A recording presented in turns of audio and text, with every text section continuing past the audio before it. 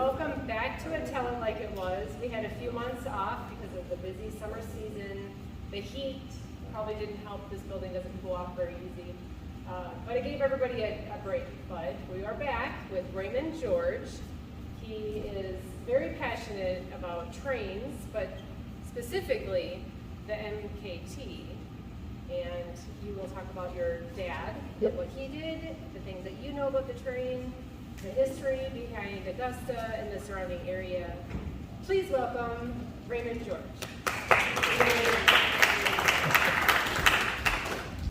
Just to tell you a little bit about myself. I've lived in St. Charles County since, I guess, what was it, Lenny, about 1975. And my wife has been a teacher in the Francis House School District. She taught for 35 years. And I was a commercial artist out of the University of Missouri at Columbia for, I guess it was right about 49 years. I worked as a commercial artist, finished up with a company as a communications manager after 21 years in Earth City, Missouri. But my father, he was an Angus, he had a herd of registered Angus cattle at Fayette, Missouri. And the family has lived there for well over 150 years. And he went to work for the MKT Railroad in 1920 as a telegrapher. And he went to Chillicothe Business College right out of high school to learn telegraphy, become proficient enough to go to work for the railroad. And of course he wanted to work for the MKT because that ran right very close to his farm, which was, the family farm was located near Burton, Missouri on the old Moberly branch. And so he managed to, for somehow or another, he impressed the chief dispatcher. At that time, they were located at Sedalia, Missouri. That was the operating headquarters of the MKT in 1920. And so from there, he was assigned as a relief telegrapher, and he went to work up on the old Hannibal division in Paris, Missouri. In those days, the MKT ran from Franklin, Missouri, up to Hannibal, and then from there, connections were made with the CB&Q, Chicago, Burlington, and Quincy for Chicago business, and so they did a pretty good business at Hannibal at that time. But then in 1923, everything changed, and the MKT gave that section, turned it over to the Wabash Railroad, and then the Wabash eventually then was merged into the Norfolk Southern, which now, that's an essential part of the Norfolk Southern now, that section between Moberly and Hannibal. But anyway, back to my father, he worked up and down this line between Franklin and St. Louis. He was, and probably the place he seemed to work most were places were Mocaine and Matson. And in 1921, when he was a relief telegrapher at Matson, he lived in the old Cornish Child store on the second floor. They would rent out rooms to the railroad men, and that second floor, there were always plenty of rooms for the MKT men up on that second floor. But he told me that in the mornings, on those cold winter mornings, he would have to break the ice in the washstand bowl to wash his face and get ready to go to work. And he always worked the third trick. And railroad men call their 8-hour time period in a 24-hour period a trick. So you had midnight to 8 to 5, and 5 to midnight. So he worked the first trick always. He preferred that.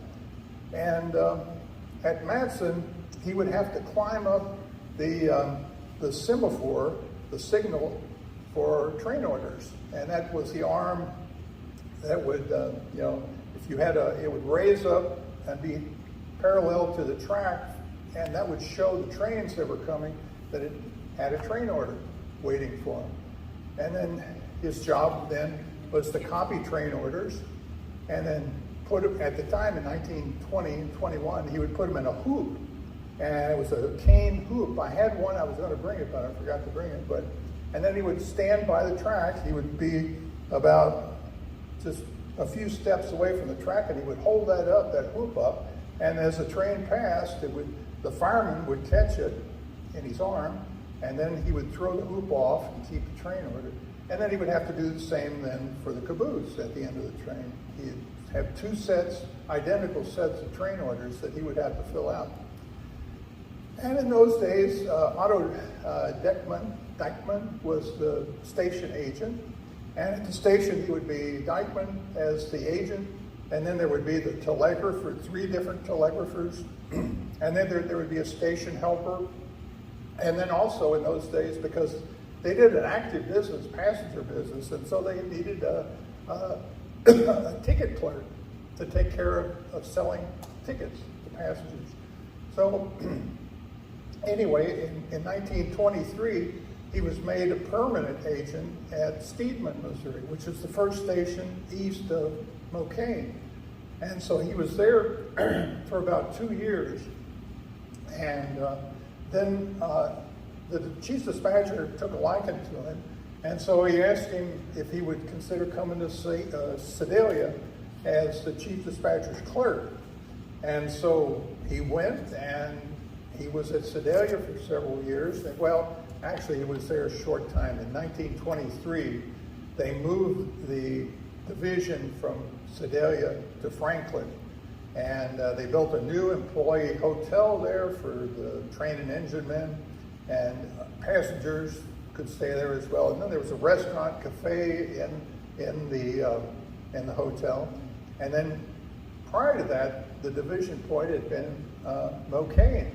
And at Mokane, there was a 5-stall wooden roundhouse. I've got photographs of it, you'll see. And there was a hotel there as well.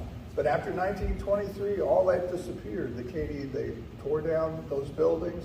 They moved everything to Franklin. And that's where my father went to be chief dispatcher's clerk. And in 26, they promoted him to a relief dispatcher. And the dispatcher, he was the master of everything on a section of railroad. He told the trains what to do, when, and dispatched orders to the operators that were down the line. About every 10 miles, there was another station. And, I forgot to mention, when he was at Steedman, that's a non-train order station. And so all he did there, and it was just like there was a non-train order station at Defiance. And the operator at a non-train order station, he has to, like every morning, he only works for 8 hours, but then in the morning, but that's 7 days a week in those days. He worked 7 days a week.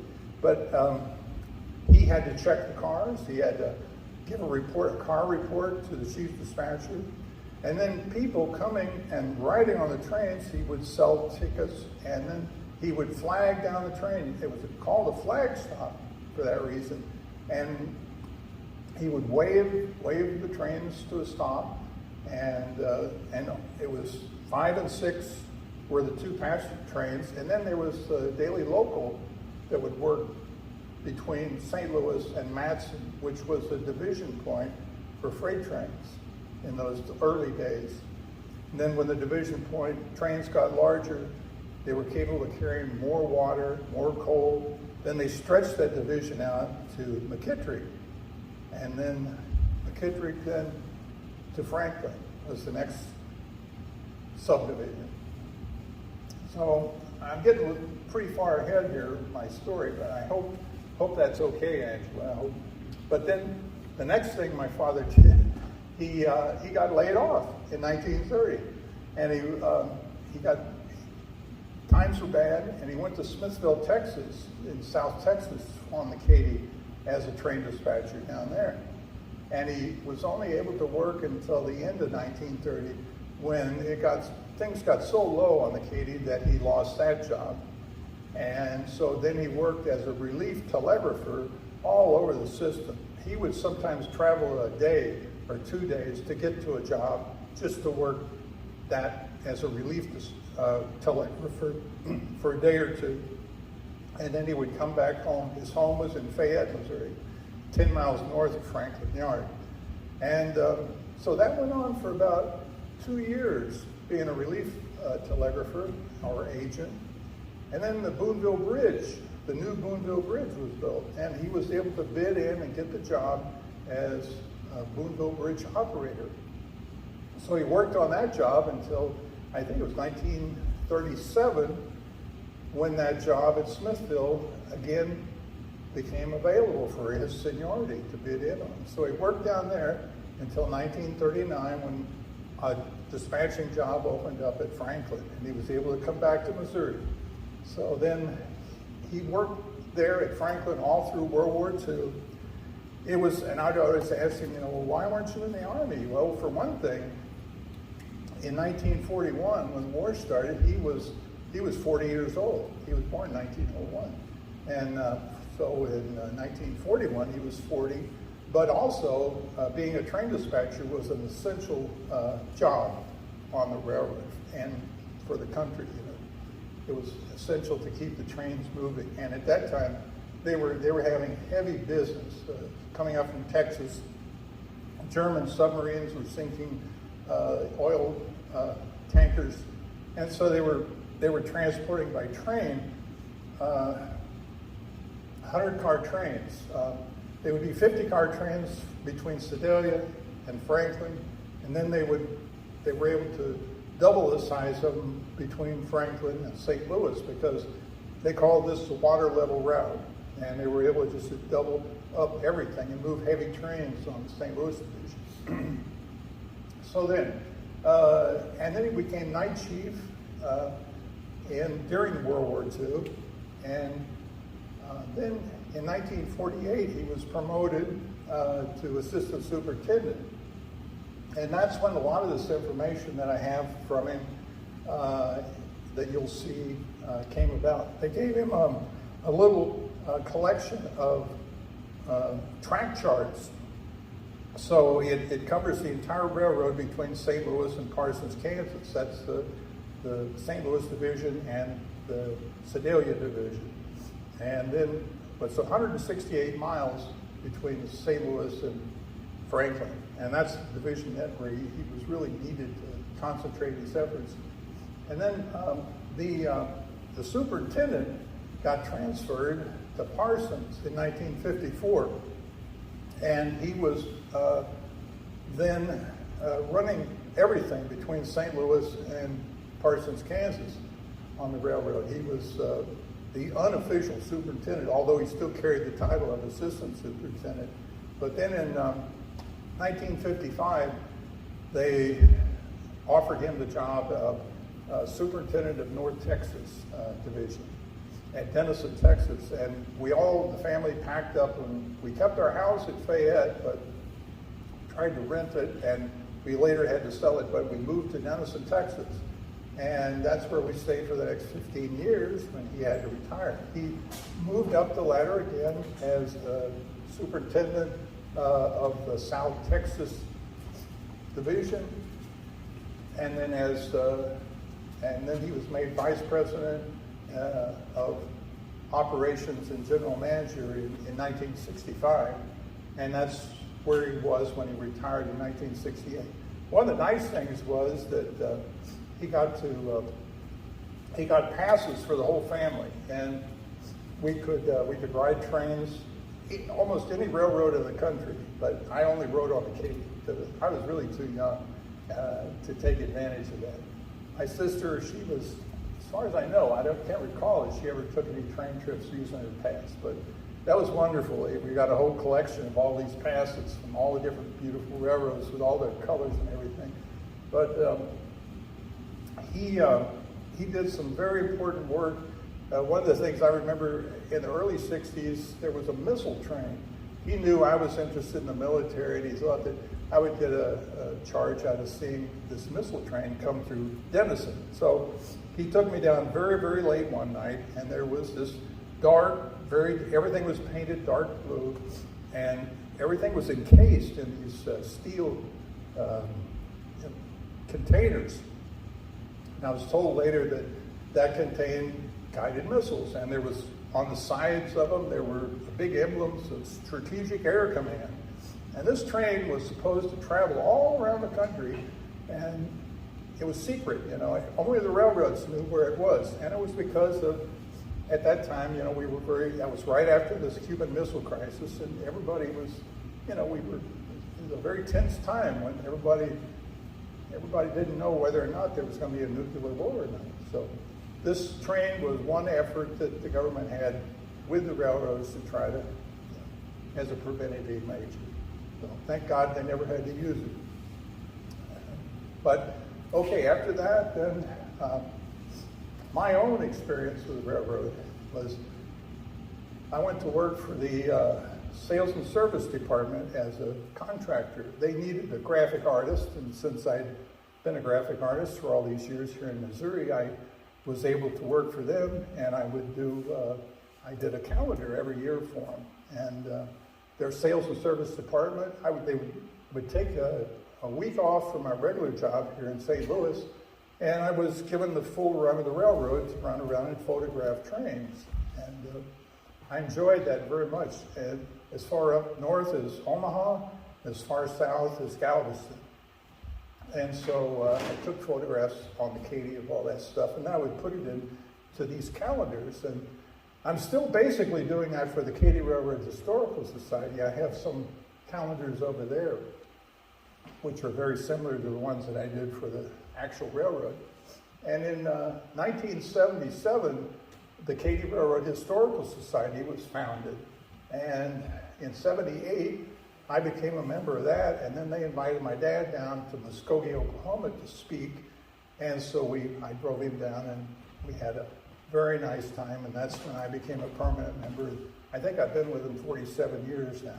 So we have a convention every year, and I publish articles about the Katy, and some of those bulletins over there, which are free for the taking, tell you a little bit more about the Katy Historical Society and what we do.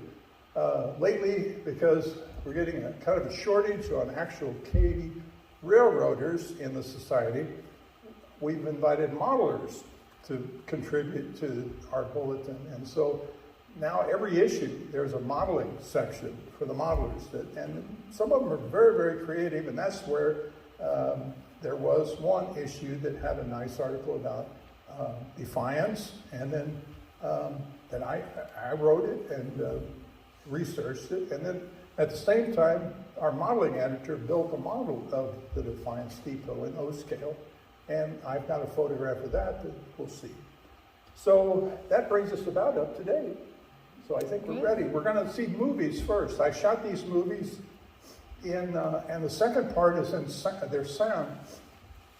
Of course, I always found the most interesting part of the railroad was from Mocaine east. And so these really start out there at just east of Steedman, where my dad first worked. And then it goes to Mocaine, where there's a meet between an eastbound and a westbound train.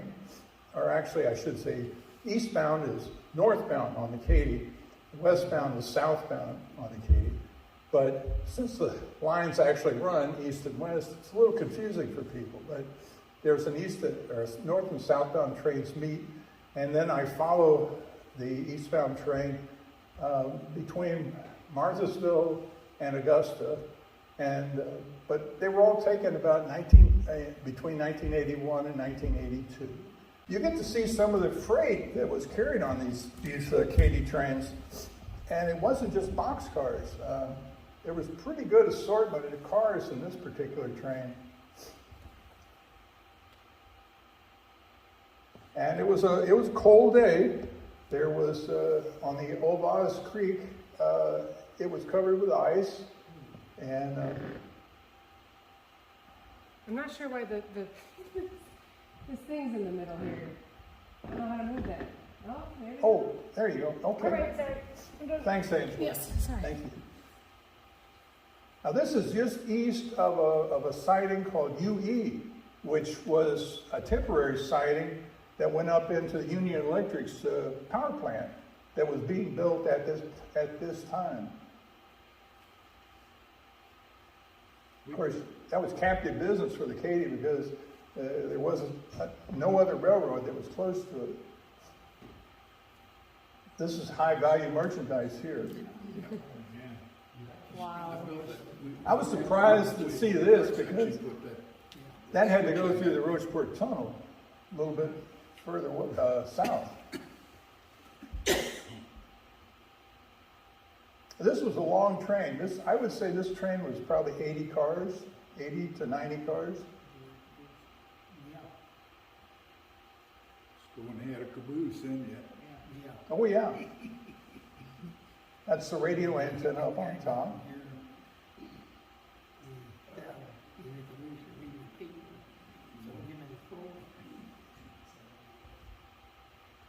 This is the old Oz Creek.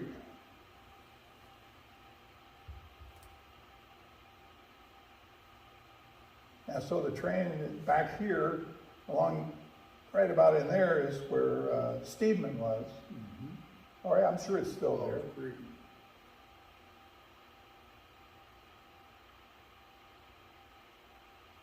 This is great video, Ray. Thank you. Well, it's Super 8, a little bit better than regular 8, but I had my little son with me. He was about 3 or 4 years old at the time. He was my train buddy. Go out on weekends. And the Katy was always running, they were running on weekends. It was because there wasn't as many interruptions, it seems like, in traffic on highways. But you can see all of the automobile cars in this train.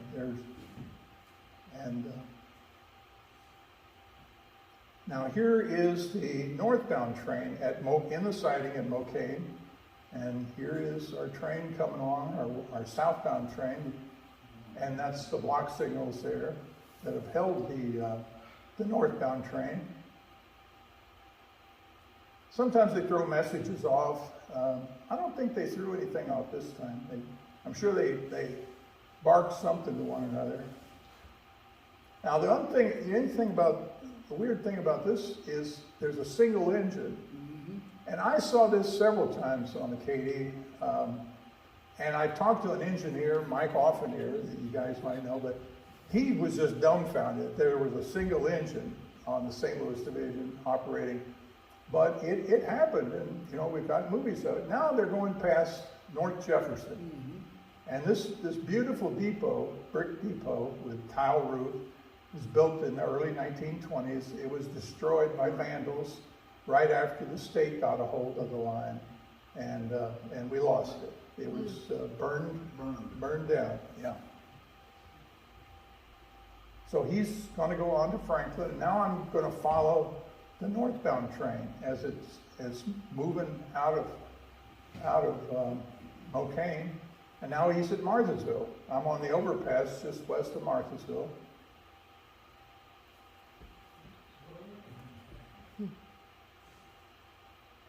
Now there's the tool house, the elevator. There's a car on the house track. Looks like an old The game audio. trailer back Okay. there too. Ray. Pardon? Like there was an old game trailer back in there. Oh yeah. A silver one.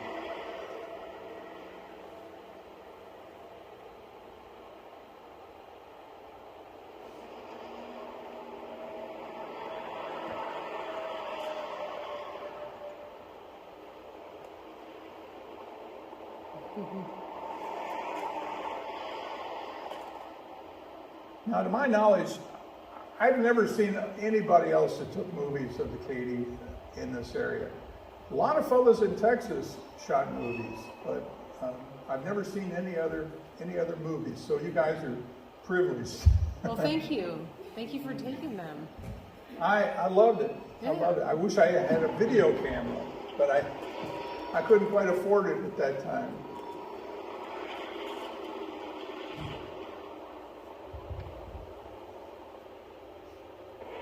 Okay, now this is switching at North Jefferson. This is an or northbound train that stopped at North Jefferson, and now they're switching the coil steel cars at the Westinghouse plant. That's what this is. And the coil steel is, they were using, of course, steel for the appliances that were being manufactured there. As far as I know, the plant's still in business. Of course, everything has to be trucked in and out.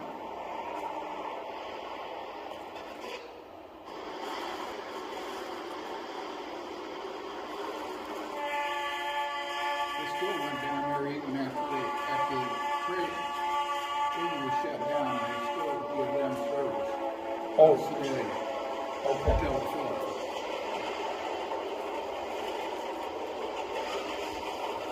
Well, this was good business for the Katy.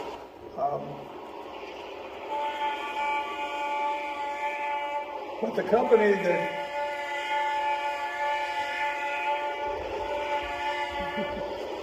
that really made money for the Katy on the St. Louis division isn't in this movie. It was Klondike. That was the moneymaker. That silica sand out of Klondike. Profits from rail business there were amazing.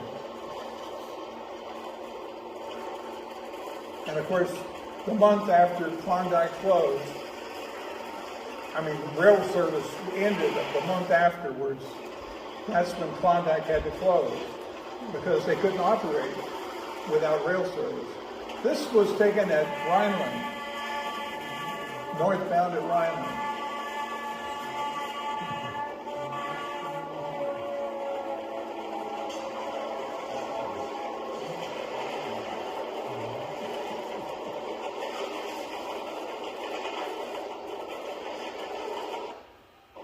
Here we are at Dutzow.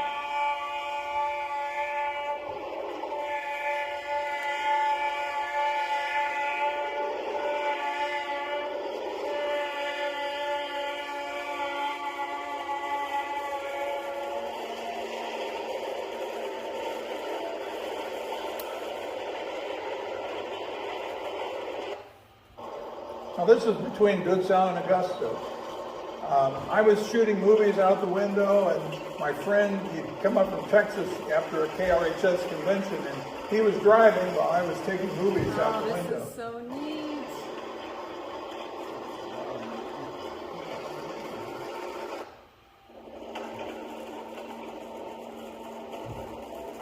This is the last segment.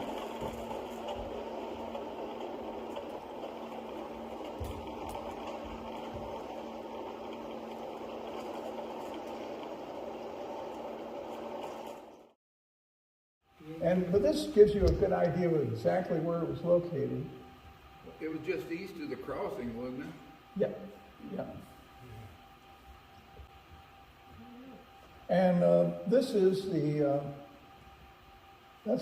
was a train order for handing up train orders. I'm sorry, that's the mail bag stand. They would swing it around and they could hang the mail bag up on that.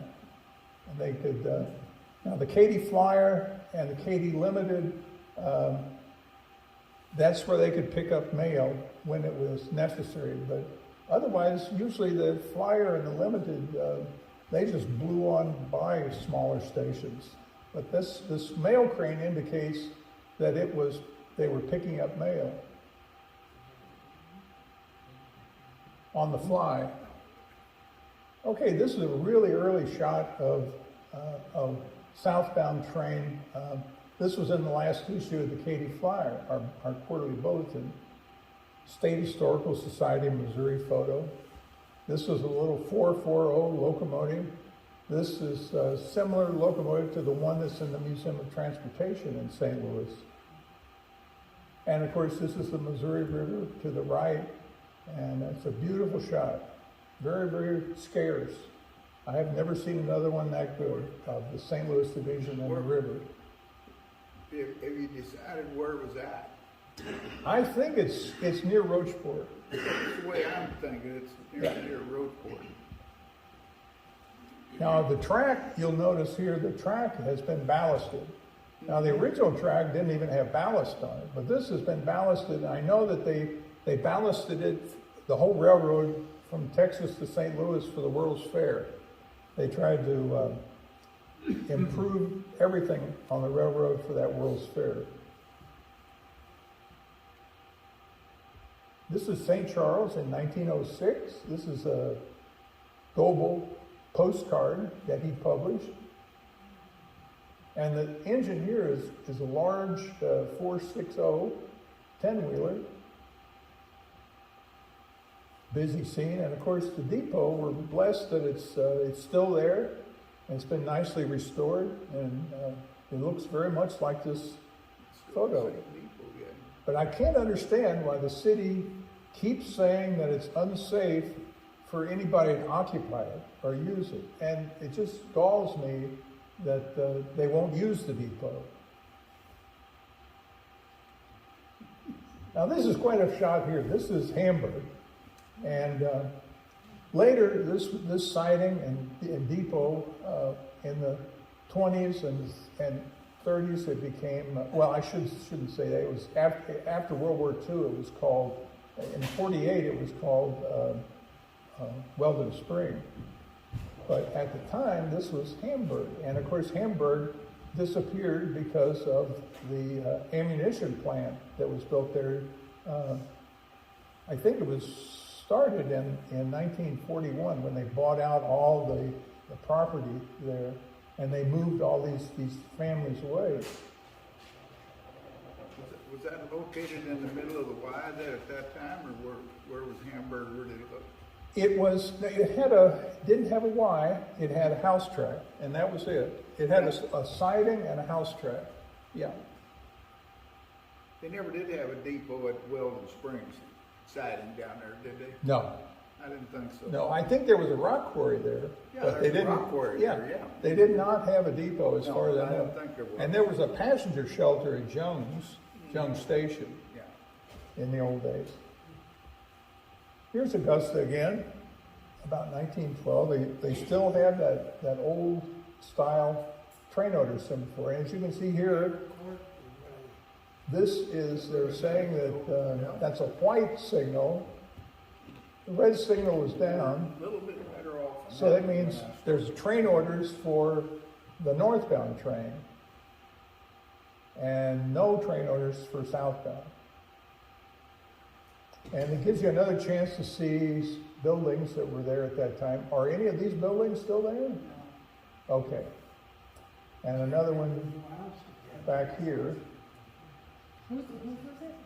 And you can see that the boxcar there is on the siding. That's on the house track. What? And this is the tool shed. And here is the outhouse. And it's probably a two-holer. Okay. And another one, this has to be some sort of a special event train. Again, from about 1912. It was very well could have been during the presidential campaign of 1911, 1912. It drew people from all over. Okay, this is the St. Louis division between St. Louis and Marthasville. I just copied a section of this timetable. But you see here what kind of activity was on the line. You've got your passenger number one and number two, here and here. This was the southbound and the northbound. This was the everyday local. This station made every stop on the division. And you can see all these little F's, F, F, F, F, F. And that stands for flag stop. That's where there was a person there in charge of, you can see at these non-train order stations. And then wherever there was an S, that was a scheduled stop. Here we see Augusta, which was a scheduled stop for number one at 9:23 in the morning and 1:37 in the morning. In the evening, excuse me. And okay, this section here shows the capacity of the sidings. Okay, and at Augusta, we have, let's see, no, that's the distance, that's 66.4 miles from St. Louis. And then the capacity of the siding at Augusta was 56 cars, or excuse me, 96 cars. I'm sorry, it was 74 cars right here. Station number was 66, and capacity was 74. Klondike has no siding. At that time, I don't know exactly what's going on at Klondike because there's no operator, no siding. It has a station number. So this must have been a period when Klondike was being laid out and constructed. And it soon became the most important business on the line. Here we are at Matson. It has a 66 car capacity siding. And, okay, that's the milepost at 60. And at this time, Matson, which was a stop, you can see also D stands for day, and N at Matson stands for night. And a night station with a designation for N means that they were open 24 hours. There was, as I told you before, there were 3 people on duty at all times, or each shift there would be employees on duty. Now my father at Matson decided, well, he had to climb up the first thing he did when he came to work at midnight, he would climb up if the train order semaphore was unlit, he had to climb up there and light that thing. And it was just a signal lamp up there. These depots, they had no water, and they had no heat, nothing. Well, they had a potbelly stove, but there was, or electricity. There was no electricity or water in these stations. And there was only like 3 different styles of buildings on the line. Okay, so he had to light the semaphore light, and lots of times in the wintertime it would be windy and that light would blow out and he'd have to climb back up there and relight it. And it was essential that it stayed lit so the trains could see the signal as their train whizzed by. So another thing he had to do early in the morning at about 5 o'clock, and his shift trick would end at 8 o'clock, he had to go out and he had to count the number of cars in the yard. And it was a sizable yard at that time because it was a division point for the local trains. So he had to give the chief dispatcher a car count. Car number of each car would be telegraphed to the chief dispatcher at Sedalia or Franklin. And he had to clean the station, make it ready for passengers that would be coming down to catch the first trains. Okay, then Defiance here was a flag stop, but it did have I think it's a 13 car siding. Okay, very, very short siding, and it's just a flag stop. Same thing for Hamburg, has a daytime operator. So they could hand up train orders at Hamburg, but not at Defiance. There was no train order capacity there. But if they would see anything wrong, it was his duty to walk out on the station platform and watch every train go by. And if they would spot anything, there were hand signals that they could make to show if there was any problem. One was dragging equipment or a hot box, and you would hold your nose. That would be the signal, because a hot box would be smoking and it would smell, and you would hold your nose so the conductor in the caboose could tell, he could pull the air brakes and stop the train at a convenient spot and make repairs, and then proceed on to Franklin where the car department would try to make repairs on that car. Or if it was bad enough, they could set it out at the next siding. So there was plenty to keep these men busy. And also there were women working as agents and telegraphers as well. There was several well-known women that worked at St. Charles and up and down the St. Louis division. okay, Hamburg, and Miller, and then St. Charles was a very, very busy spot. And Black Walnut was the first station out of Mawkins, where the Katy joined with the CB&Q for 27 miles into St. Louis and out of St. Louis. There was a double track there. And the Katy, of course, paid for that. And then they paid for their maintenance of that line. They would pay on a user basis. You know, if they ran more trains than the CB&Q ran, well, then they would actually pay more than what the CB&Q paid to maintain it. But there were 27 miles then into Baden Yard. And then, but that gives you an idea. And then number 5 and 6, right here, these were expedited trains. And they only stopped here in St. Charles. And then you have the limited. And you can see again, it only stopped at St. Charles. My father told me a funny story about when he was the agent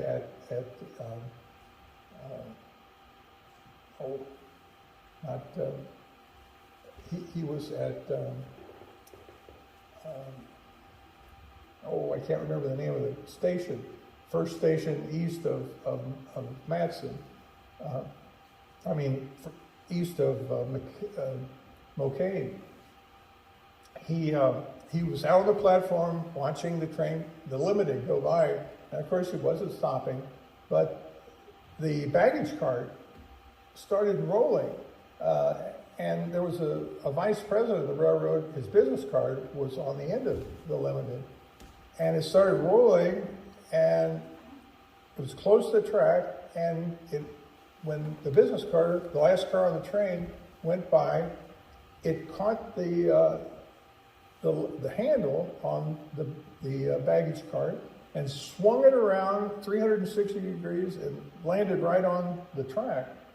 And of course, standing there, my dad had to wear his cap, and everybody had to wear his cap when these trains went by.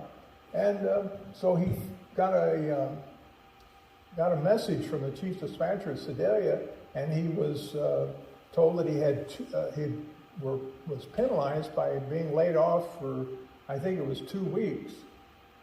And so for 2 weeks he was he lost pay for 2 weeks, but he said that was the first break that he had because they're working 7 days a week, and he needed a break. And so he had a girl that he wanted to spend a little time with, and finally that gave him a chance to have some time off and to visit his girl and to go home and visit family.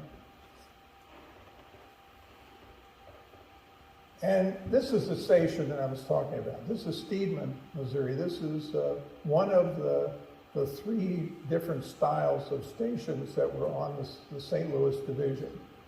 And this little station, it's a one-man, non-train order station. You see there's no train order semaphore here. This is a telegraph pole. That's what that is. So there's a freight room and a very small, very narrow waiting room, and then there's the operator's office in this end.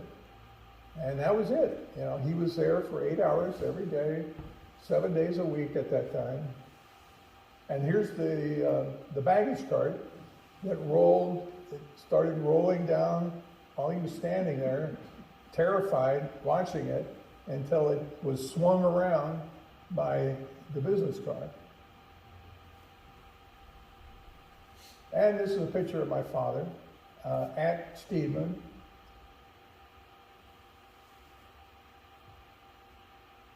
He only worked there for a year until he was offered the job as chief dispatcher's clerk. Here we are at Matson. This is I believe Edith Cornishchild let me be able to copy this. But this is a view, I believe it's a view looking north or east towards the water tank and the depot. this is, and my father would have to count the cars and give a report every day on activity before regular business began at 8 o'clock. And this is a 260 locomotive next to the lightest locomotive on the Katy. It was, but they were used in local freight service, so they saw a lot of these 260s in and out of Matson. Here's again Matson and the water tank, and this is a southbound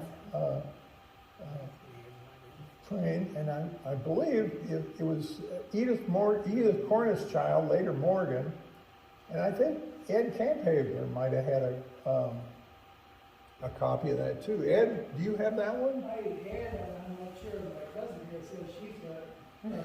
Yeah. So I'm not sure. I got several wonderful pictures from Ed Camphaver, yeah. And you can tell, I mean, it's amazing, you see the background here, it's just totally denuded. You know, everything's been, because people were using that wood to heat their homes, and it was pretty well trimmed. I want to show you this. This is how train orders were handed up when my father worked for the Katy. They devised a different method a little later on using a different type, but this was a hoop. And on this side, the fireman is picking up a train order as the operator, the telegrapher, is handing it up. And the order was actually right here at the crook of the hoop on a little clip. A little metal clip would hold the orders. It's hard to see, but there is, around his arm, there is a loop. Can you Yeah. see it from there? I can see it. Oh, man. Okay. I And can't, I can see that was picking the orders up on the fly. And woe to you if they missed the order, because they would have to go into emergency and stop the train, and the operator would have to run down the track, and hopefully somebody would run to meet him with the order. But it was just like, you know, the kiss of death to miss a train order pickup. And there were occasions on the line, and my father reported them, where an operator would fall asleep and he would miss handing up a train order, or he would, you know, he would somehow miss, you know, noticing that a train had gone by, and that's called OS. Every time a train went by, he would have to send a message to the chief dispatcher or to the dispatching office that the train was on schedule and had passed. The dispatchers had to know where everything was at every minute. This is Otto Dickman here with Edith Cornish child when she was a small girl. And that's her father, Otto, at Matson. This was taken by the St. Louis Post-Dispatch in 1930 and appeared in the Rotogravure page that used to be with the Post-Dispatch, where they have really high resolution photos in the Sunday supplement. And it's just a really nice, my father knew Otto Dickman, and he was just a wonderful guy, and I know Edith was wonderful because she was so interested in the history of St. Charles and Augusta, Matson, all these towns up and down the line here, but especially Matson, where she grew up.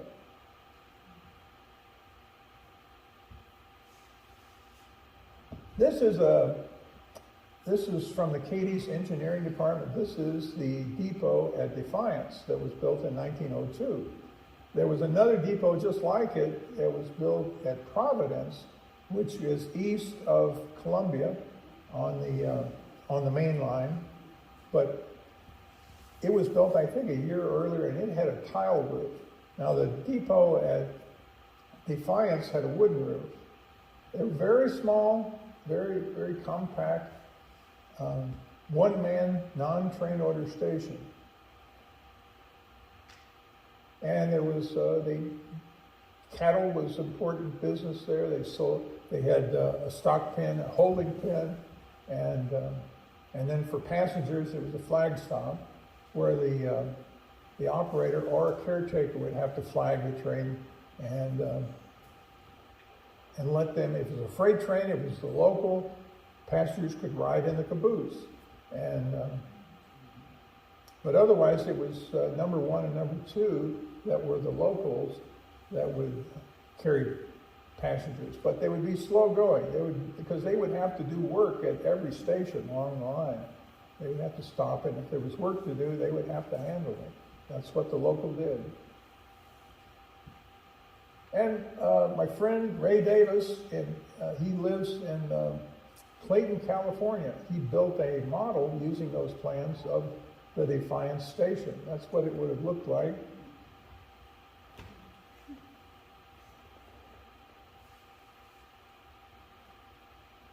Now this is the plans that most of the stations on the St. Louis Division, 168-mile St. Louis Division, most of them were built using these plans. And I think that's why they're so beat up. Because these stations were basically all the same. They were, but this is dated 1892. They were drawn by the Southwestern Company that was charged with building the line. I think it was the Missouri Central originally built the line in 1888 between St. Charles and Hamburg.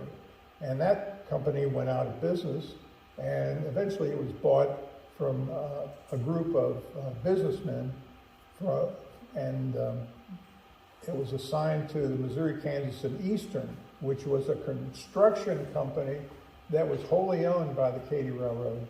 And it was later incorporated into the Katy Railroad, and I think it was 1897. But all these stations, and in Texas, between Smithville and Houston, these depots were built, and then also on the San Antonio division, these depots were built there. You know, you see photographs of depots in South Texas, and they look just like Augusta or Martinsville.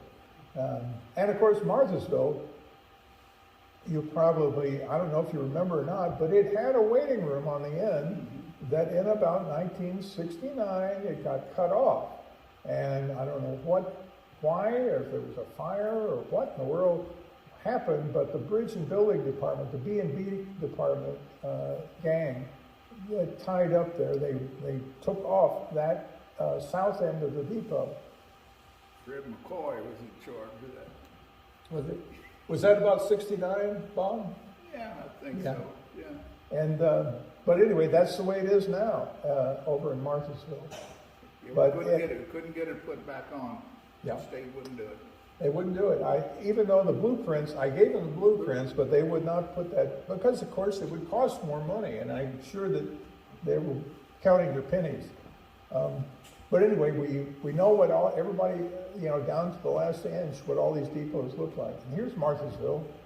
And at Martinsville now, the only original, absolutely original, this is the train order semaphore. It's green, so the trains know that there is no order to be picked up. And at this time, 1971, Shirley Kruger was the operator agent at Martinsville. I'm not, Pardon? I don't know whether he was really on duty then, because the pickup truck, the dark green one is Ed's, and mine's right behind it. Uh-huh. And the car, though, by the depot, I don't know whose that is. Well, must have been Shirley Kruger's. Yeah, I don't know the other one. It might have been, I'm not saying that. Yeah. But this depot, of course, you can see, besides the end of it being removed in about Yeah, it was 1969, already off of there then. they'd also taken out the freight platform, which had formerly been here. And it wrapped around to the back of the depot, and that's been removed. But otherwise, it was still in service. It was the last of these design stations in service on the St. Louis line.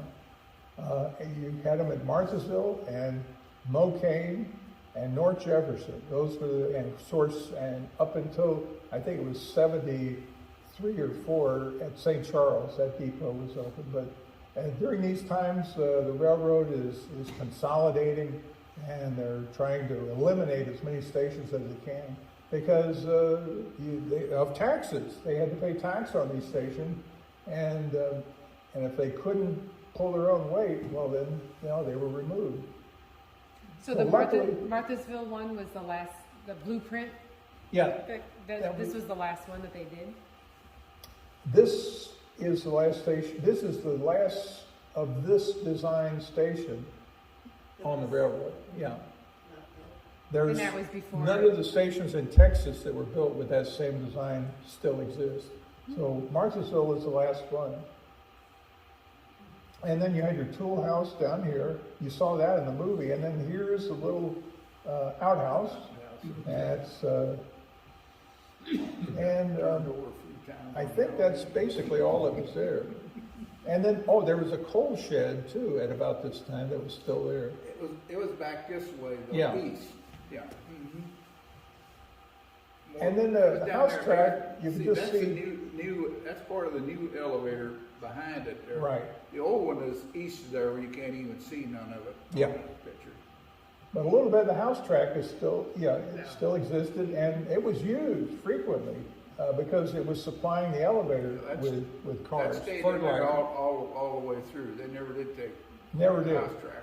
Now, and this is the siding track, and so trains would meet here, and they would meet, one would be in the siding, and the other one would be on the main line. And it was long enough, I think it was about 1.5 miles long, and they would meet at Marthasville or Mocaine. And I even remember a meet that I photographed at St. Charles, but that's very, very iffy situation there at St. Charles. The track was really bad, the siding was. Okay, so here's Rhineland, Missouri. As you can see, it was that same station design. That's from 1898. And you see the whole crew is there. You see there's the ticket cashier, the station agent, telegraphers, and looks like 2 station helpers over here. And this tall fellow might be the agent. Now here is another depot exactly like the rest of them. This is at Mocaine. And Mocaine at this time, in around 1898, this was an extremely important point. This was the freight division point. So trains, locals would stop at Matson and for fuel and water, and then they would come on to Mocaine. And Mocaine was, I think it was 125. Yeah. Was Mocaine, and Matson was 60. So that's the way the railroad went. They were dividing it up, and it's easier for the trainmen to be able to figure their mileage when they're trying to get paid. They're paid by the mile, and so train and engine men. But this is the yard crew right here. This is the agent right here. He is the man that's on duty at daylight hours, and the rest of the men work in the yards. Switchmen and brakemen. Now this is again Mocaine. This is probably a little earlier than that last one. This is the 5-stall roundhouse that was there. It's wood, made out of wood, and here is the turntable, and here's a couple of engines right here on the turntable lead track, and that is what they call an Armstrong turntable, where you had to get out and shove it, with all your might to turn it. And a lot of bridge and building material is all back in here. A lot of maintenance away equipment. And this is another good view of coal chute.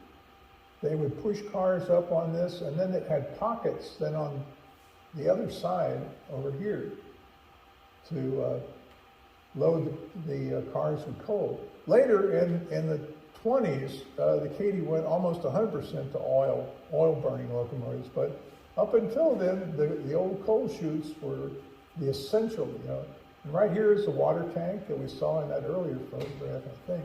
And then back here, there was a hotel. The MKT Hotel and Lunchroom is right back in here. This was a thriving community up until 1923 when the division point got moved to Franklin. And then that's also when Matson got shut down as a local division point, and it was moved to McKittrick, just north of, I think it's north of Herman. That's right. Yep. So this is a good shot. Too bad. Anyway, I'm so glad somebody took this picture. We wouldn't have a record without it.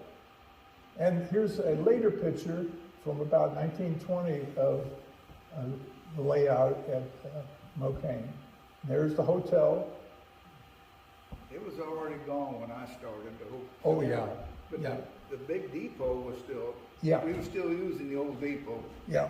And you can tell how they've doubled the size of that Yeah, depot. it really was big. Oh yeah. The B&B department doubled the size of it. And but the hotel, you know, it was and then you can see this sign above here. It reads MKT Hotel. And it was the Katy owned the building, and they would lease it to an operator for $1 a year. And the operator had to then run it, but they owned the building, and then a lot of the furniture in the building, the lunchroom furniture, and a lot of the equipment. And for $1 a year, they were happy to let somebody come in there and try to run it. And they never seemed to have trouble finding people. They did the same thing at Franklin, at that hotel that they had there. All right, now this is the way Mocaine looked in 1981. I took this picture of a northbound train going through Mocaine. Whose truck is that, Bob? Larry Martin. Larry Martin, okay. He was section 4 of North Jeff. Okay. Yeah, and this was the roadmaster's office. Yeah, he would, On the back whoop, side. whoop, excuse me. Yeah. Roadmaster was here as well as an operator agent. He was here. And notice how it's sitting on this concrete foundation above the flood level. And this area is heavily flood prone. And so by that date, you know, they had learned their lesson and they were moving everything up as much as possible. Terrible flooding. Now this track chart here shows you a little bit about the section here. These are 10-mile sections on these track charts. And you see Nona down here, and it was a blind siding, which means they had a switch here on the north end, and it looks like they might have room for about 3 or 4 cars. If there was a hot box possibly, or a bad order. Well, there was an elevator in there. Yeah. Oh, okay, well, they were able to serve the elevator and get a few cars in there. And then here at Augusta, I think that's, let's see, I think it's 5,896 feet siding, plus the house track. And then Klondike, little old Klondike, is right here. And it had a 1,800 and looks like 10-foot siding. And then back here is Matson. And there's a business track at Matson that came off of the house track. And then this is a 1948 track chart. And so you can see there was a pump house that kept the water tank supplied with water. And we went out last week and saw the lake that supplied water to the Katy, just north of the depot. I would guess it's about 2 miles north of the depot. The Katy built them, didn't they? The Katy built them lakes. Yeah, There in Mocaine, them Yeah. 2 places. yeah. And I know there was a fishing club in St. Louis that used to come out to the lake at Mocaine, and they would run, they would sell tickets. The whole club would come out and go fishing in the lake at Mocaine, up in the hill. overlooking the community. So that gives you a little idea of the, oh yeah, and the length of the siding in Madison was 4,496 feet. Interesting. Now here we are at Defiance, and this is Brakeman J.B. Garrett. And Mr. Garrett was in the Katy Historical Society. He was a pretty good friend of anybody that knew him. He was just a wonderful, wonderful, very warm person. And he loved being a brakeman on the Katy Flyer. This is number 6, northbound, heading for St. Louis. And you can see here, these are, looks like mail bags that the baggage handler has brought down from the baggage car. And here is the conductor. He was the boss of the train. And then there was probably, there was an express clerk in the car as well. And the express clerks were armed. They had a pistol. And the mail clerks and express clerks were armed. But this was about 1956. Some of these buildings back here at Defiance, I'm sure, are still there. This is the mail caretaker at Matson, and about 1958, right at the end of passenger service, April 30th, 1958, a good colored shot, Ed Campaigner collection. He let me copy this, and the lumberyard was still in business when I moved to St. Charles County in 1975. It was still very much in business. And you see here, there was a locker. They would lock the mail and express items here in this building, and then postal clerks could come and pick them up. If this guy didn't deliver the mail, then he would, the postal clerks would come and pick it up, or express company people would pick up express items. This is the waybill box right here. This is where the orders, people had consignments on the train for a carload of business in or out. The waybills in that box would tell the train conductor what he needed to do at Matson for that day's work. And again, here's Mr. Garrett on the steps of a 900 series chair car. I think it's the 924. So that's all the train consisted of. It had a 900 series chair car. It had a railway post office and baggage car. And then it had a mail storage car ahead of it. And then you had a locomotive before it. And that was the train. Here is, he's got his bag of mail. Not very much mail is in it. And Mr. Garrett, and now they're on their way to St. Louis. They're supposed to get to St. Louis at 8:30 in the morning. And it looks, from the looks of the sun on this last day of passenger service, April 30th, I think they're late by about 5 hours, I'd say. I remember that train that day. Ed, what? They were going real slow that day. Yeah. I guess 6 years old, probably in the first grade. I remember we waited for the bus and that train came through. Yeah. The other thing, you talk about mail and the mail lockers there. Yeah. We could always tell if our mail was going to be on time or late because you'd hear the train go through. If it's on time or if it's late, would make it a difference as when we got our mail. Yeah. Thank you. Yeah. Now this is what the inside of that 900 series chair car looked like. This is a builder's photo.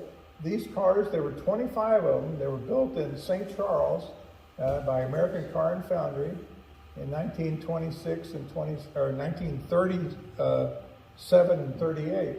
And they were very, very modern cars for those days because you could swivel the seats around facing the window, or swivel them back. And they had reclining seats. They had I was going to bring a headrest cover, but I forgot to. I've got one. And they would tilt back, and you could relax and take a nap. They had individual lighting up here above each set of seats. And then, of course, you had your hat rack and baggage and handbags you could put up there in those stainless steel overhead racks. These were very modern cars for their time. And I was told, these are the last heavyweight cars that were built in the United States. And there were, I think, 3 dining cars that were also built at ACF in 1937 and 38. And but the Katy was patronized AC&F and the St. Charles plant all through the years, all the way back into the 19th century. They did a good business with St. Charles and the St. Charles Car Company. Okay, this is the Katy Flyer. Now he's coming into St. Louis. He's still on in St. Charles County and at West Alton. And so he's on the trackage of the CB&Q. I told you earlier that there were 2 tracks. So one track is dedicated to the Katy, but they still make the Katy wait, and sometimes it really aggravated the freight crews, especially when they made them wait for clearance at Mockins in North St. Charles County to get onto the line. But they should have had no problem because they were paying for one of these lines. As soon as the freight business or the passenger business stopped, they later took this one line out and totally removed it. And so there was only one line then coming in to St. Louis. But at this time they had 2 lines, one that was dedicated to the CB&Q and the Katy using the other. That's an Alco PA, which was standard power for the Katy Flyer on this end of the railroad. And at West Alton, there was a spur that went off to the CB&Q bridge that went over into Alton over the Mississippi. And the Katy at one time during the World War II was shipping heavy amounts of oil trains across the river and just totally bypassing St. Louis and going across the river using that siding and the CB&Q bridge into Alton. And then the refineries then were there at Alton. My father, one of the first things he did when he became agent, he took a little pocket notebook, and every station on the line, he made notes in it about the agent, how much he was paid, the earnings of the station, and the major businesses of the town. So here it is. You guys remember Elmer Lukemeyer or Fred Cornishchild? But they were the 2 major shippers. And I know the Bank of Dutzow because my wife's paycheck as a teacher in Francis Hill School District came from the Bank of Dutzow. Elmer Littmeyer had a feed store, and Fred Knorchel had the grocery store. Oh, yeah. I know he had the store in Matson as well. Yeah. This is a shot. I was thinking you might recognize some of these people because this is Section Gang 22 that was stationed at Augusta. Now you can see here there is the rock siding. This is the house track back here. And then just on the other side of the house track is Highway 94 and the rock bluff. So these guys are facing east or northbound in this photograph. Does anybody look familiar? This is from about 1955, I would guess. That was before I started. But yeah. The second one in from on this, I think, looks a little like Clyde, don't it? Yeah.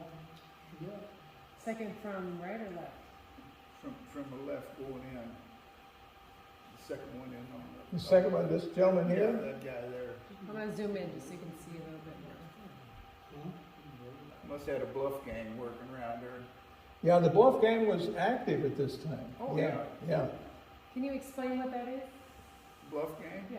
Oh, they go along and scale rocks off the bluff so they didn't fall on the track. Yeah. And then the ones that did fall on the track, the section gangs like these had to wrestle with them and get them off the track. Well, that you might mention like at Bernheimer and then up there at Roachport, they had walkers at night that walked the track. Track walkers, Looking yeah. for rocks that fell down. They'd walk a section Yeah, and then come back. And they had their flagging equipment with them. And right. that was their job. That's right. And then most of that all got cut off in 1957. That's when a new Katy president came. And he eliminated about 5,000 jobs. He cut the Katy to the bone as far as section gangs. They spread the sections out and... Because in, what was it, 56 is when they run that tag gang through there. 50, 55, I think they started with the 115-pound rail. Some of that, but I'm saying they run the tag gang all the way through, and after that, that's when they cut all the guys off. Yeah, yeah. See, and then actually the old ones that stuck around were just starting to thin out when I started in '60. Then they was hiring a few new people because it was thinning out. Yeah. Yep. Like when I started, most of them all had 30 years service. Right. Yeah. It was good work. It was well paid, and of course the retirement benefits, railroad retirement, they were well taken care of. I think, yeah, there's something about this picture. I think he almost taken with a wide angle lens because everything looks bigger. It seems like and wider than it really was. But the car couldn't. The track couldn't be any wider. I know, and I think it was taken with a wide angle lens because it looks so weird. Okay, this is my last picture of Augusta. This is taken in November of 1959, and I copied this off the internet, and the station was closed, and the operator was moved to Martinsville. And of course, he took over the work from Dutzow and Augusta and Nona, and they closed the depots, and then shortly thereafter they were torn down because, of course, of taxes. But they left an agent at Klondike. Yes, oh, absolutely. Yeah. And we'll get to that. Oh, Yeah. We're going to get to Klondike. Here's a little shelter at Matson. Again, this is about I think it's about 1961. Look at all the weeds and stuff back in the heyday that had been mowed down to the ground. It had been closed for several years when this was taken. Okay, this is at Defiance. Again, it had been closed ever since 1958. It had been unused. I'm surprised they didn't destroy it sooner. And then here's Dutzow. Yeah, it was still there too. And you can see Highway 94 is right back there. Now this is Augusta in 1971. And this thing right here, this is a hot box detector. Right. And What a nightmare. now you can just barely see the tool shed back there. It's behind this building here. But the tool shed's back there. And they had a long siding, pretty long siding at the time. This hot box detector, this is a better view of one that was in Texas. And this would, there's no agent, no operator. They've eliminated so many stations that they didn't have ways of warning the trainmen that there was a hot box or a problem with the train. So this was supposed to solve all those problems. This would signal the conductor and the caboose when there was a problem on the train, like a hot box, or if there was something that was dragging on the right of way. Dragging Yeah. thing in it too. Any kind of, if something was about some disaster, like you had a set of wheels that were off the track or something, this would warn the train, they had to go into emergency and stop. So it was a great thing to put in because they just didn't have the depots like they had every 10 miles earlier. They had they put in equipment like this. And it saved a lot of disasters. Ray, Yes, sir. but up on the east end here, it was a nightmare for the section people. Because we had to go in there where the hot box detectors was and lay 115-pound rail because they were designed for the bigger rail. Yeah. Then you always had your comp joints at each end of them to take care of. They have to be welded. No, they weren't welded back then. They were bolted. Okay. That friction they break, but I mean, they were good, but that was the extra work of it. Oh, yeah. We had to lay big rail where they was at. And of course, you didn't have as many section gangs as you had earlier. No. A lot more work for the ones that were still there. Okay. Now this is Klondike. There it is. Okay. And Mr. Naylor, L.E. Naylor, he was a member of the Katy Historical Society. His son was also a member, and his son just passed away, I think, 2 years ago. He was a member of the society as well. So monthly earnings here, rather than $400 or $500, $22,646 average monthly earnings. This is 1940 or 51. Okay, and tremendous business was done at that Tavern Rock and Sand Company. 2,885 cars. And again, they were using that spur at West Alton and moving them across the Mississippi River right there to the glass plant. Then eventually, though, they started taking them all the way into Alton. I mean, To St. Louis, to Bay. There was a glass plant. I think it was on the Missouri Pacific, south of St. Louis, at Fenton or south of Fenton. Yeah. Because they would be weighing them there in St. Louis. Yeah. They would take them into Baden Yard in St. Louis. Now here's the depot at Klondike. This is where Mr. Nodler, although by this time I think his seniority, last time I knew Mr. Nodler, he was the agent in St. Charles.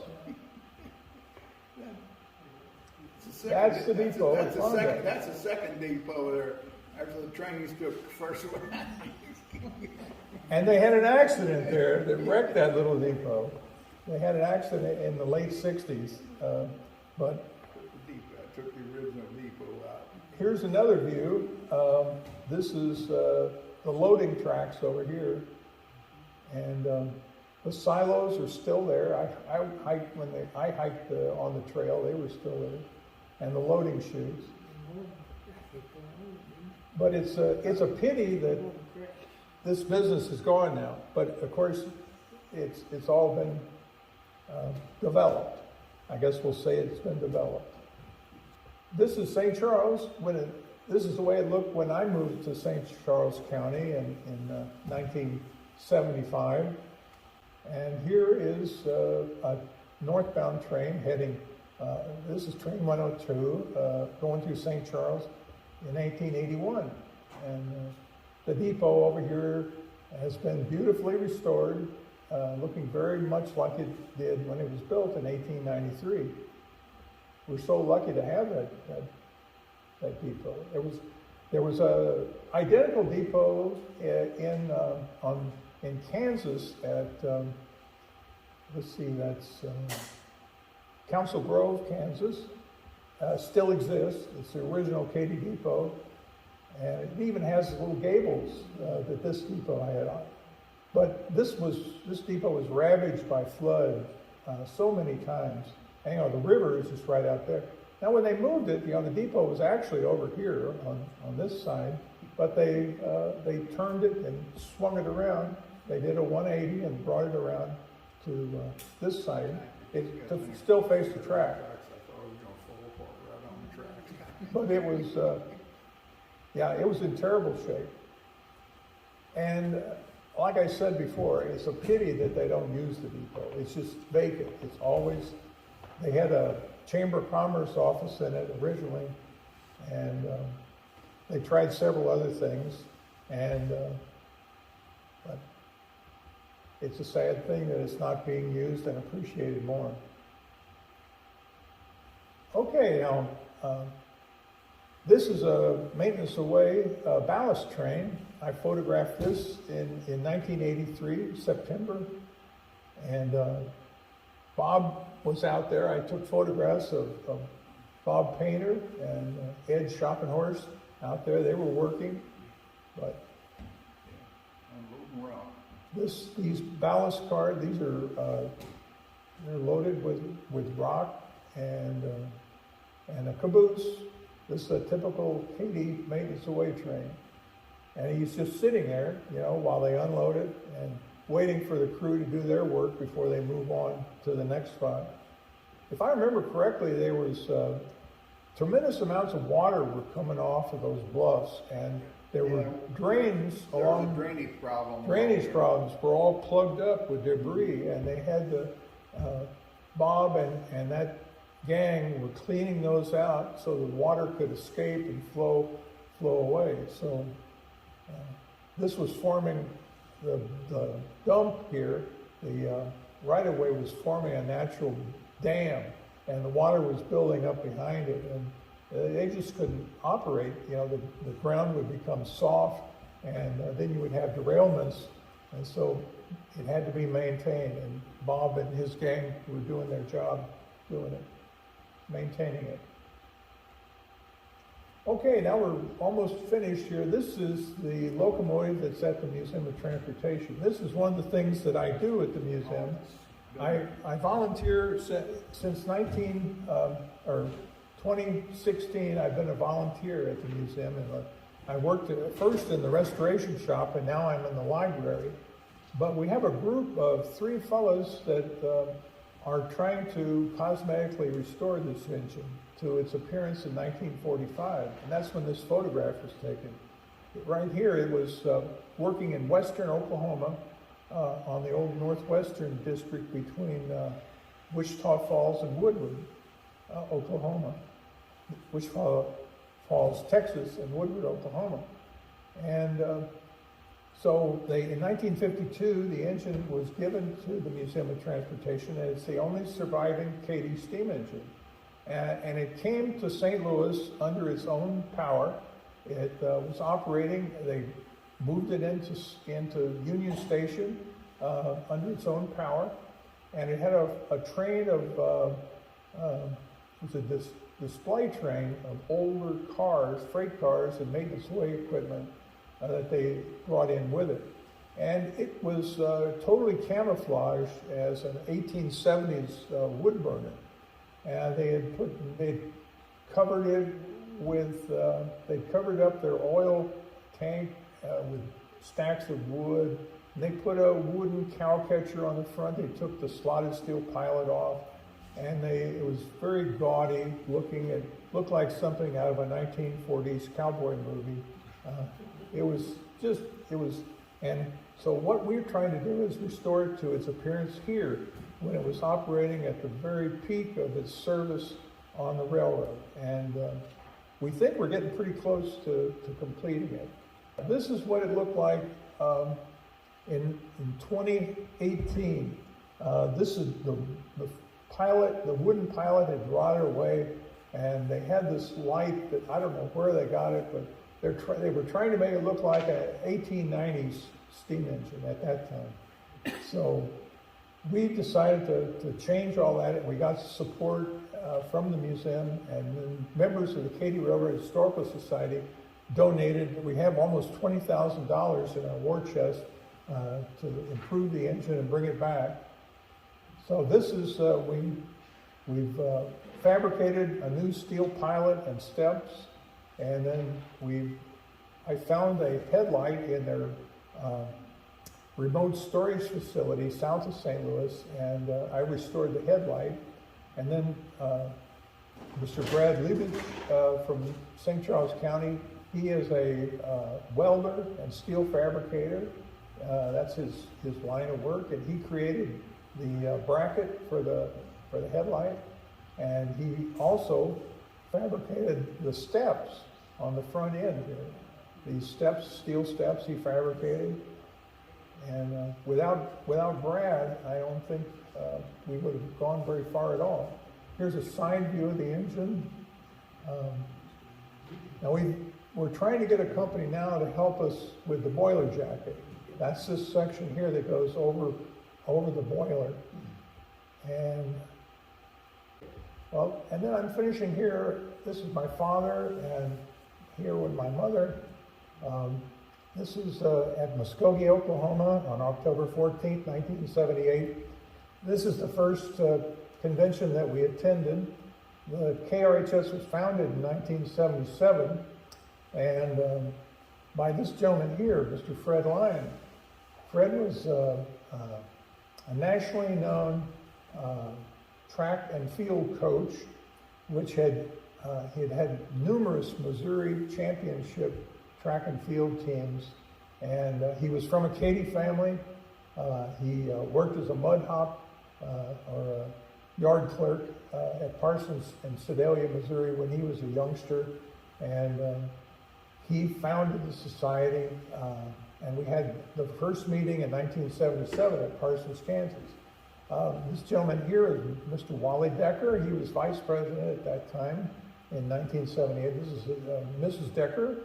And my father was giving a talk to the KRHS. And this was a train, an HO scale model train that the KD used in a lot of its advertising in the 1960s. And it had been given to Fred. So, and this banner, again, is another thing that dates back from their 1870 to 1970, 100-year anniversary.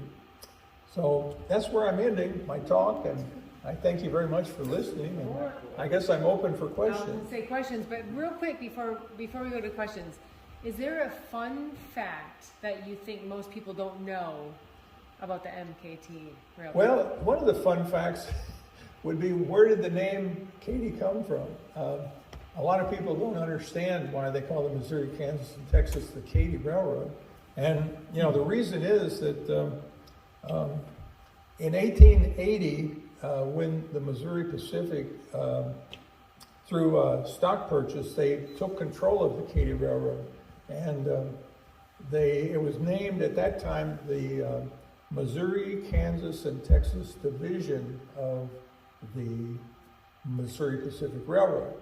And they shortened that in their advertising publicity to the K&T Division of the Missouri Pacific Railroad. So people started calling it the K&T, and then later they just shortened that to the KT or the Katy. And that's how the name originated. So that's a kind of an interesting little fact. But we only found that out because some of our members of the KRHS are dedicated timetable collectors, and they have these public timetables, and it's listed right there in the timetables, the K&T Division. Nice, nice. Well, do we have any questions from the audience? Or any memories that you might have? The community of Gore, I was recently told there was a railroad car there that they thought was the station. What would that have been? Gore. I'm trying to think, where was Gore? Bernheimer, Gore, Pardon? That was a station between Bernheimer and Case. Okay. Well, I knew Case. I don't think I've ever seen it. Wasn't the depot actually in the corner of the barn or one time? Well, they did have what they call car body stations, which was exactly what it sounds like. And they had a freight car, and there was one down on the Northwestern that had an old motor car that they had taken off the rails and set out, and it was used as a depot or the office for the operator. Yes, sir. So the Katy started approximately 1870, Yes. and when did it officially end as far as? Well, it officially ended in, I think, well, 76. it was 1988, actually, when the stock transfer was made by the Union Pacific. They, After the 86 flood, Well, up here on this end is when the line here ended in 1986. It was in the fall of 1986 where 50 miles of track were washed out on the St. Louis Division. And trains stopped running, and They'd actually stopped running around Easter that spring. oh, in the spring. Okay. Spring. And they kept, it was running a spur, they'd run out St. Charles if they had any business. And like I said earlier, they were still serving North Jeff out of Sedalia. Yeah. Yeah. They were trying to serve those The customers. flood of middle of '86 there, that was the end of it. Right. Now, the year before, I believe it was the year before, they started trackage rights on the Missouri Pacific, and they were running from Sedalia into St. Louis, in and out, using trackage rights on the Missouri Pacific. And this was part of a swap that they had made with the Union Pacific. Union Pacific got trackage rights in Oklahoma, on the central Oklahoma corridor of the Katy, and then up on this end, we had trackage rights from Sedalia into St. Louis on the Union Pacific. And then it happened that the flood came along a year later, and That took care of it. that took care of everything. Yeah. So, and it was just what they wanted, because they didn't value this line up here at that time. The management did. They saw it as a deficit instead of an advantage. Yes, ma'am. Yeah, I heard that there was a rivalry between Matson and Defiance, and I didn't realize Defiance had their own station, so could you tell the story of how that happened? Which station was it? Matson Matson, yeah. and Defiance. Matson and Defiance, yeah. Well, yeah, it was, Richard Matson was the landowner in 1893, and they were trying to extend the line from Hamburg, which was the end of track between St. Charles and Hamburg. That was the old Missouri Central Railroad that had been financed and built. And I might say it was not built up to good standards. They had to rebuild the whole line into St. Charles once they got a hold of it. But anyway, the Missouri, Kansas, and the Eastern Construction Company built the line from Hamburg on into Franklin and completed the division. But it was at Defiance where they set up 60.5 or whatever it was miles from St. Louis Bathing Yard to Matson. And that was the division point for their freight trains. Passenger trains would go on by. They would pick up water there, but they would move on to Mocaine. That was where they were stopping for fuel, a longer stop. But who was he? At Defiance was, Craig? pardon? Craig? Richard Craig at Defiance would not let them use his property to move through Defiance, the land of Defiance. So he named the property Defiance, and then a year later it became a Missouri post office. So that's how that happened. He built it in defiance of Richard Matson, and it's done pretty well. It's still around, and so is Matson. So why did Matson close? I thought you said Matson. Oh, Matson was closed. It was because the locomotives got larger. They weren't using the little 260s for freight and 440s for passenger service. They were using big 280s. They had to have larger, capacities for coal and oil later. And in 23 they started using oil instead of coal, but they stretched out the freight division point to McKittrick, Missouri, and then Franklin. So Matson became, useless, really. Although my father continued working there as an extra telegraph operator. It stayed on, it was still active, but it just slowly went downhill, especially after World War II, when a lot of the business dropped off. But up through World War II, all these stations were busy. it was really the heyday, really. World War II was an amazing time for him. That's So what was the difference between Defiance Station and Matson Station, since they're so close together? Well, the difference was that it was that larger station that I showed you, that they were all similar. You know, that was the station that was in Matson. It had a nice freight room. It had a pretty good sized waiting room and an operator's office in the middle. And I think it was 48 feet or 50 feet, somewhere in the length of the station. And then they had a house track, a longer siding was there as well at Defiance. And Defiance had a coaling tower or coaling chutes at Matson. Defiance had none of that because it was just a flag stop. And a flag stop, you know, the operator, he couldn't do anything but tell the chief dispatcher that a train had passed, and he could help passengers on and off the train. He could sell tickets. He could also try to talk to farmers and generate business, cattle. There was a cattle loading chute and holding chute that were there at Defiance, but that was about it. That's one thing that Matson did not have. It did not have a cattle chute or a cattle holding pen like Defiance had. That's one of the differences. Well, sure. Anything else?